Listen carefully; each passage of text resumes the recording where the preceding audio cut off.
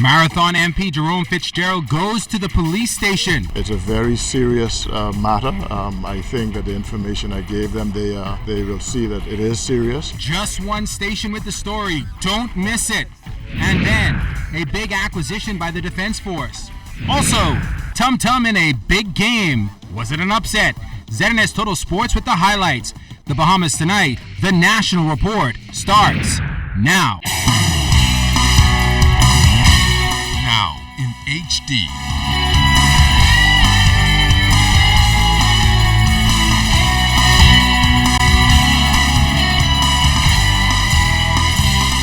ZNS Network presents The Bahamas Tonight. This portion of the news brought to you by BTC Every Day.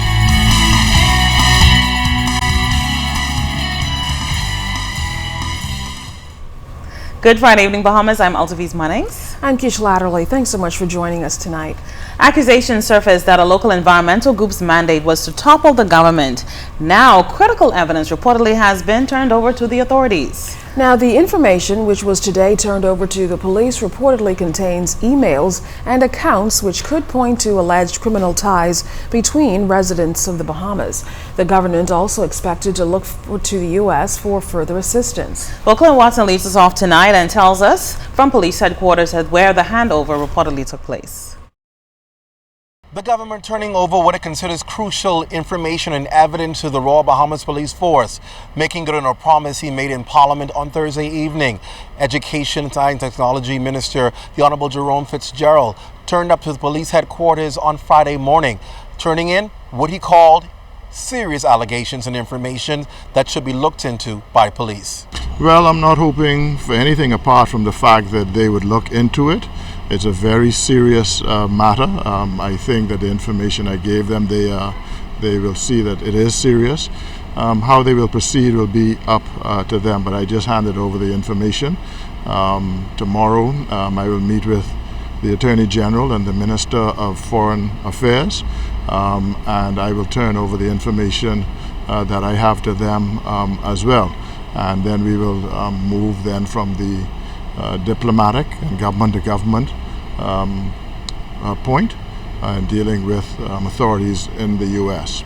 On Thursday evening in the House of Assembly, Minister Fitzgerald charged that well-known environmental group Save the Bays, in his view, is a political party in disguise. He named operatives in that group, including Free National Movement National Chairman Senator Michael Pintard, saying their primary aim was to dismantle the current administration and sully the name of the Progressive Liberal Party. He named 2 male residents of the Baines and Grants Town constituency, whom he said were paid millions of dollars by the organization. He told parliamentarians that the men are now in the Dominican Republic. And I know the persons who are involved in this listening to me, Mr. Speaker. I want them back home without one scratch. Not one, Mr. Speaker.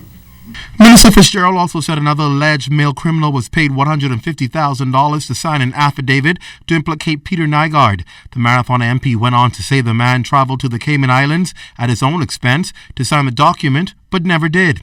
He confirmed that planned proposed meetings with the U.S. may include the State Department, the Federal Bureau of Investigation, and also the Internal Revenue Service. The IRS will be involved because there are tax implications for a non-profit. The FBI with regard to some of the use of the funds and what it was used for, and the fact that an ex-FBI agent we know was involved.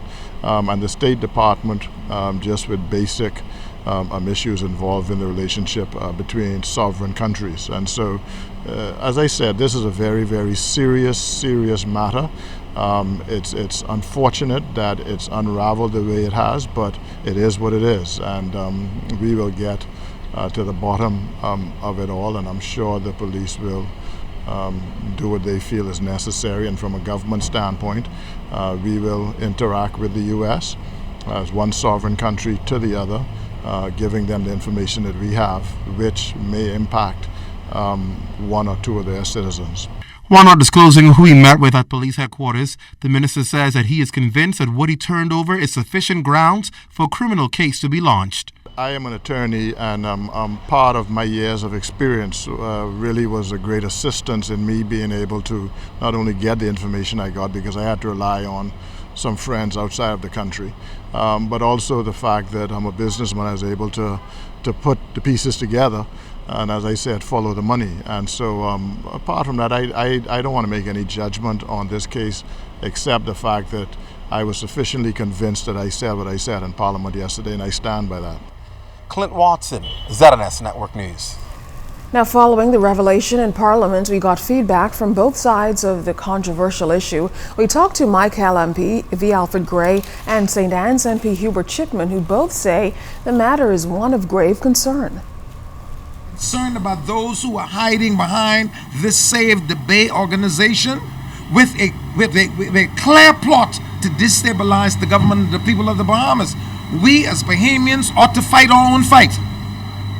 Whichever way it goes, Bahamians have a right to fight their own fight. But when you have paid Bahamians conspiring with foreigners to destabilize the government of the Bahamas, that is a dangerous situation. I think in the newspaper this morning that the chairman did said, tape was played and it was his voice and he stand by what he said or whatever at that particular time. I cannot speak to Save the Bay because I don't know to Save the Bay, right? I've seen the newspaper ads and all these protests and everything else. I just never really got involved with Save the Bay.